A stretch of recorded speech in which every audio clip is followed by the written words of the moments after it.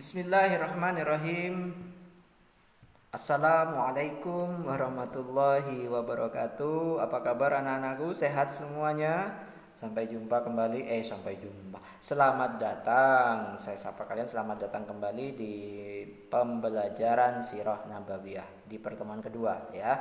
Di pertemuan pertama kita sudah membahas tentang apa itu Sirah Nabawiyah. Masih ingat apa itu Sirah Nabawiyah? Kalau tidak ingat silahkan diingat-ingat. Kalau tidak ingat silahkan periksa kembali catatan.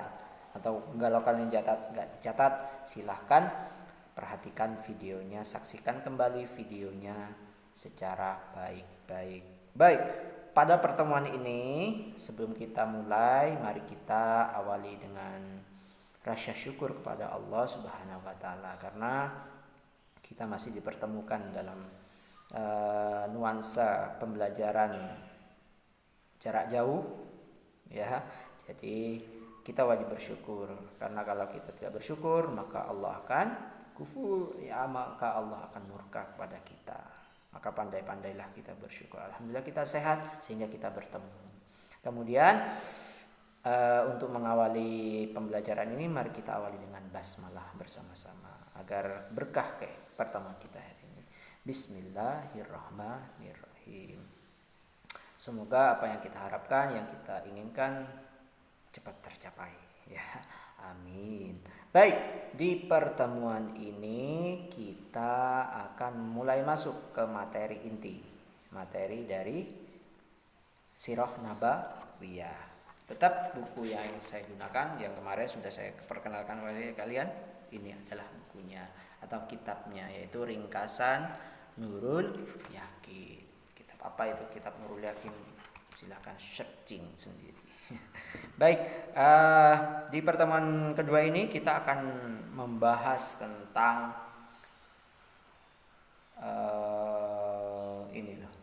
peristiwa hijrah dari Mekah ke Madinah. Tapi kita tidak bicara waktu Nabi di Mekah, tapi kita akan berbicara memulai dari titik nolnya Nabi Muhammad berada di Madinah. Itu yang akan kita bahas. Maka judulnya di dalam buku ini adalah tahun pertama hijrah. Hijrah itu apa? Peristiwa apa hijrah? Sekarang kita banyak kenal dengan istilah hijrah. Hijrah, ayo kita hijrah, ayo kita hijrah. Apa itu? Kalau yang sekarang istilahnya itu hijrah itu berpindah dari satu posisi ke posisi yang lain, dari satu kebiasaan ke kebiasaan yang lain, tentu pada posisi atau kebiasaan yang lebih baik daripada sebelumnya. Tetapi kalau pada kesempatan ini kita akan bahas hijrahnya Nabi dari Mekah ke Madinah. Sebab-sebab kenapa Nabi hijrah kita tidak akan bahas itu, karena itu sudah dibahas di juz pertama. Ya, sebelum peristiwa hijrahnya Nabi itu ada kisah tersendiri, tetapi itu sudah dibahas. Tetapi kita kelas 8 kita akan sudah mulai titik nol saat-saat Nabi berada di Madinah. Maka seperti yang saya sampaikan, ini judul babnya adalah tahun pertama hijrah. Jadi di situ ada keterangan mendirikan mendirikan masjid. Masjid apa? Nanti kita akan bahas. Permulaan adanya azan. Jadi azan yang sekarang kita ini diawali pada saat Nabi ada di Madinah. Kemudian azan fajar pagi Ramadan dan azan Jumat. 4, 1, 2, 3, 4 ajaran atau hal yang dilakukan oleh Nabi ketika berada di Madinah, di awal-awal Nabi berada di Madinah. Yang pertama, dalam tahun pertama hijrah Rasulullah mendirikan masjidnya yang mulia dalam mendirikan masjid itu beliau ikut bekerja untuk memberi contoh kepada umatnya agar gemar bekerja. Jadi di awal yang pertama yang dilakukan oleh Nabi adalah dalam syiar itu adalah mendirikan masjid. Masjid apa? Masjid Nabawi. Kalau kita lihat di referensi yang lain, Masjid Nabawi itu dibangun dengan bahan batuan, pasir, kerikil, batangnya pohon kurma, dan pelepah kurma. Batangnya dijadikan sebagai tiang, batanya sebagai juga temboknya, kemudian kerikil atau pasir yang tadi itu digunakan untuk alasnya, kemudian pelepahnya digunakan untuk atapnya. Bagaimana proses pembangunan itu bisa dilihat di referensi yang lain. Tapi saya hanya menyampaikan pada pertama kali yang dilakukan oleh Nabi itu adalah membangun Masjid Nabawi. Berikut dengan rumah-rumah yang ada di sekitarnya. Kalau kita lihat referensi yang lain, baca referensi, rumah-rumah yang beliau bangun di sekitaran itu adalah untuk istri-istrinya dan beberapa kaum muhajirin yang ikut hijrah ke ikut hijrah dari Mekah ke Madinah. Jadi rumah itu dibangun untuk para sahabat yang muhajirin, yaitu yang sahabat-sahabat yang dari Mekah ikut hijrah ke Madinah. Maka dibangunkan rumah-rumah di sekitaran Masjid Nabawi itu. Berikut dengan rumahnya beliau dan istri-istrinya. Ketika dalam proses pembangunan, beliau itu memberi contoh kepada sahabat. Meskipun beliau adalah seorang pemimpin, tapi ikut dalam bekerja. Nah, beginilah contoh teladan yang patut kita contoh ketika membangun sesuatu. Meskipun kita memimpin, tetap turun tangan, sehingga membuat dalam satu riwayat itu membuat salah satu sahabat itu iri. Lah Nabi aja kerja, masa aku duduk gitu. Intinya begitu. Kemudian yang kedua adalah di dalam tahun itu pula diadakanlah peraturan azan untuk mengingatkan orang-orang yang lupa atau lalai.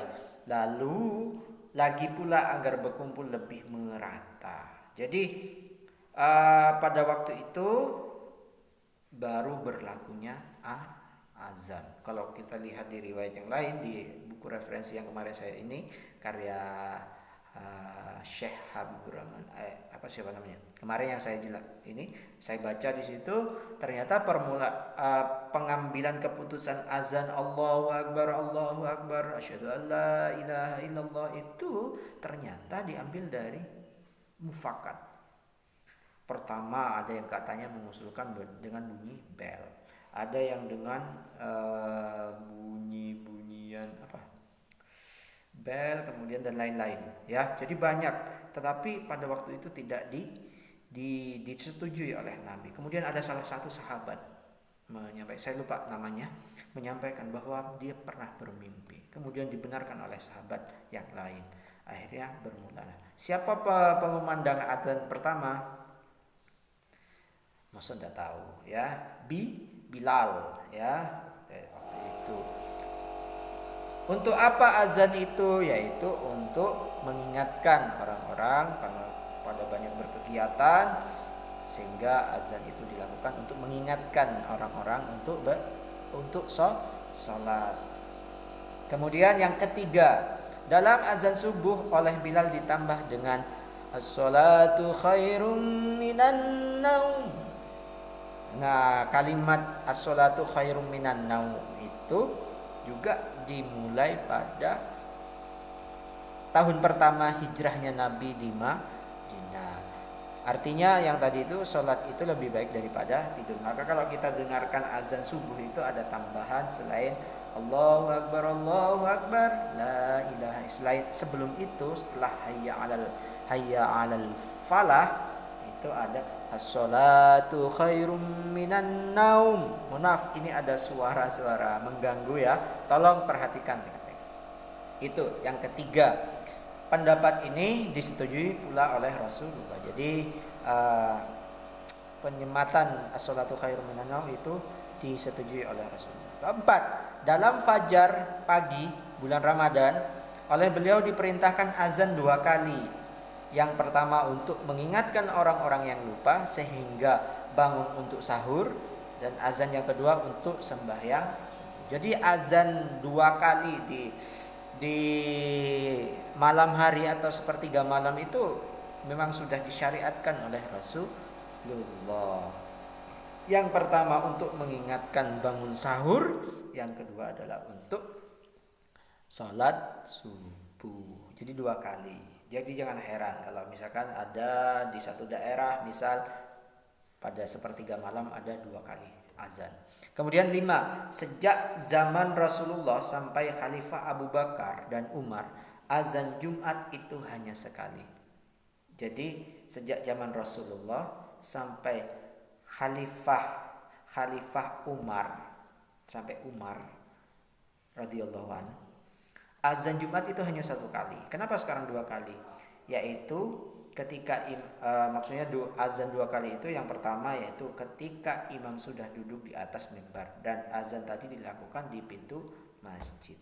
Hanya 1 kali pada sejak zaman Rasulullah sampai Khalifah Umar radhiyallahu an.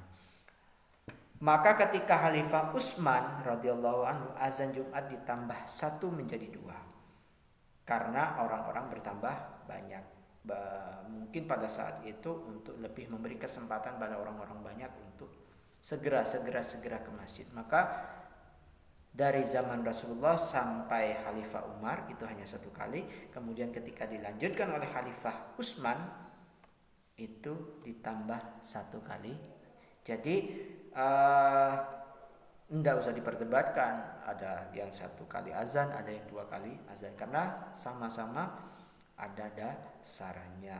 Jadi itu beberapa materi pertemuan pertama kita, yaitu tentang yang pertama adalah yang dilakukan oleh Rasulullah. Yang pertama membangun Masjid Nabawi, kedua yaitu diadakannya peraturan azan, kemudian yang ketiga ditambahnya as-salatu khairum minan naum oleh Bilal di salah satu waktu azan, yaitu azan subuh. Kemudian ada 2 kali azan di waktu Ramadan.